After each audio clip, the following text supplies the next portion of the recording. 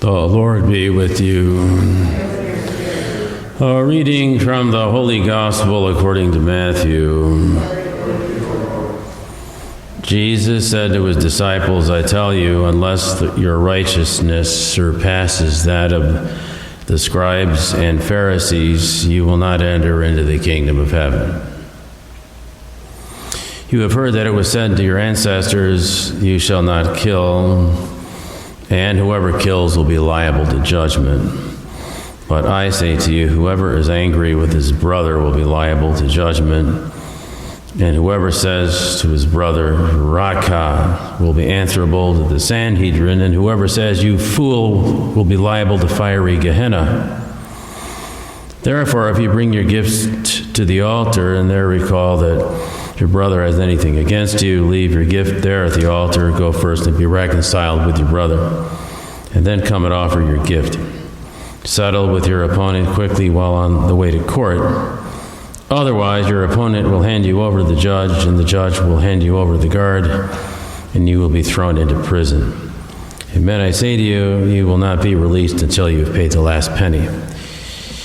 Gospel of the Lord.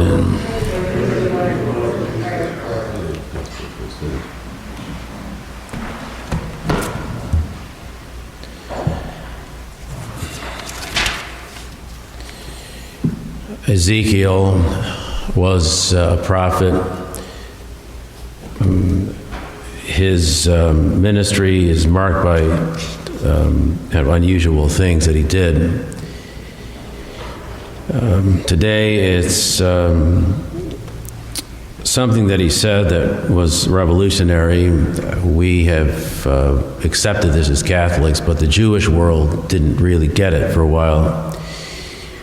Ezekiel's teaching is that of personal responsibility. When people commit sin, they are responsible for it, not other people. So we can't punish the father because the son did something bad.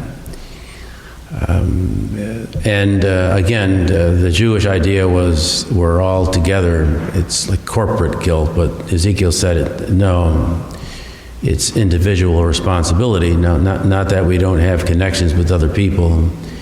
And certainly if somebody does something very sinful and another person is complicit in that, well, that's another story. Then we have a couple of people who are responsible. So, I mean, there is something that could be systemic about sin. I mean, you can get institutions that become corrupted because enough people are doing things they shouldn't be doing or turning a blind eye to things that should not be ignored.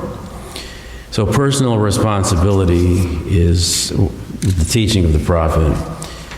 Then we get into Matthew, and Jesus is giving his commentary on the fifth commandment, thou shalt not kill, which means thou shalt not purposely take the life of another person, an innocent person. We say homicide, we say murder. Now, if you go into the court system, you'll find out that many of the crimes committed, which is not to excuse them, that isn't the point, but many crimes that are committed are crimes of passion, meaning so-and-so shot another person because he was getting back at him for something. He was angry with him. What Jesus' message is we really have to seek reconciliation with other people. Now, we've all heard that we're supposed to forgive people.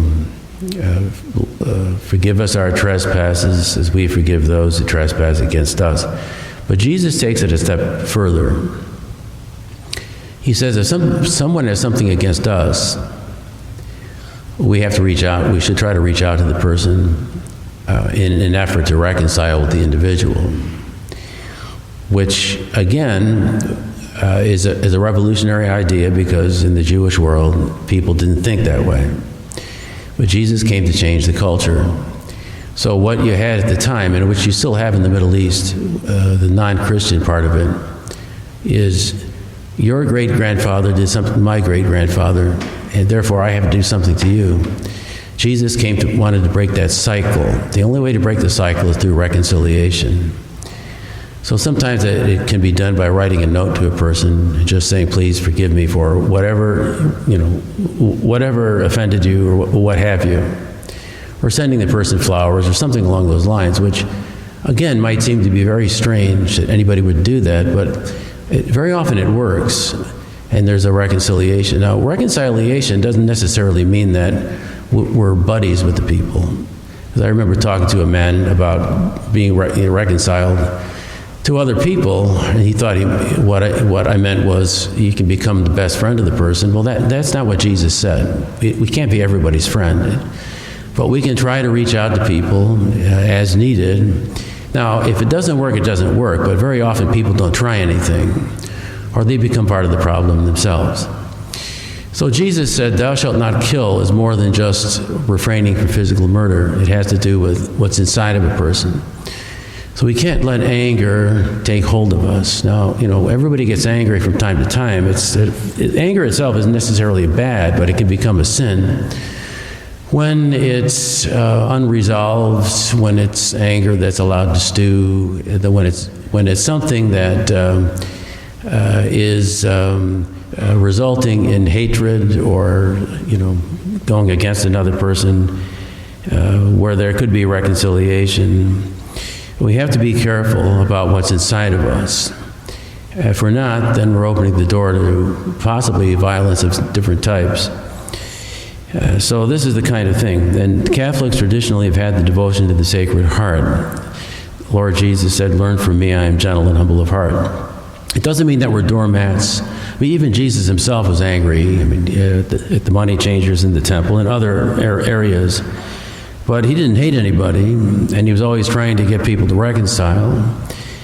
He was much too big for falling victim to sin. He didn't do that. So we ask that during the season of Lent, we take inventory, personal inventory. Have we been faithful in being people who are agents of reconciliation, or do we harbor grudges, resentments, and anger against other people because of real or imagined things they did to us?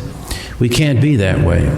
The idea of not being released until you've paid the last penny, what does that mean? Well, the word that's used in the context is a synonym for purgatory, meaning we have to be careful, because we won't be able to go right to heaven when we die if we have all this unfinished business.